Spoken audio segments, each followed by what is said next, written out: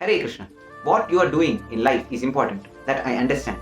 But why we are doing it is even more important. Krishna says that the motivation or intention behind any work is more important. You have to focus on that.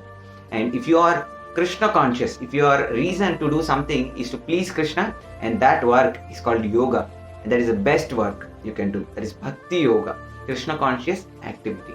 But if you are doing that same work for your sense enjoyment, then even though the work looks good, but it is very dangerous. You will be suffering in future.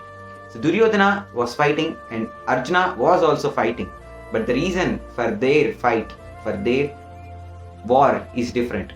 Arjuna was fighting because he wanted to please Krishna, but Duryodhana was fighting for sense enjoyment. So look at what is the reason for your actions on your daily life, and if it is not Krishna conscious, then you are going to suffer in future. Make sure to transform it, to dovetail your activities into Krishna conscious activities. If you need any help, you can contact us. Hare Krishna, this is Prashant from Gita for Youth.